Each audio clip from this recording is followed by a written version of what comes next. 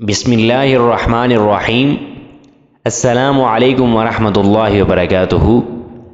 یقیناً تمام سننے والے دیکھنے والے خیر و عافیت سے ہوں گے۔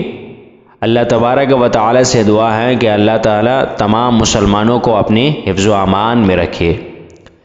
آج کی ہماری حدیث جس کا مفہوم روایت ہے حضرت ام سلمہ رضی اللہ تعالی عنہا سے، فرماتی ہیں فرمایا رسول اللہ صلی اللہ علیہ وسلم نے، جب تم بیمار یا میت کے پاس جاؤ تو اچھی بات بولو، کیونکہ فرشتے تمہارے کہے پر آمین کہتے ہیں۔ اس حدیث سے ہمیں کیا معلوم ہوتا ہے؟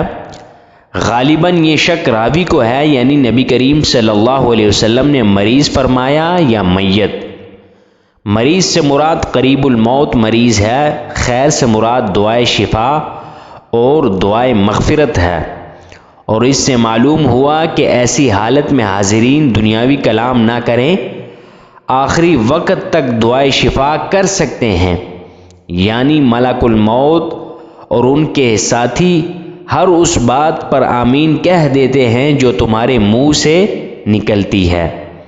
اللہ تعالیٰ سے دعا ہے کہ اللہ تبارک و تعالی ہمیں اس حدیث پر صحیح معنوں میں عمل کرنے کی توفیق عطا فرمائیں۔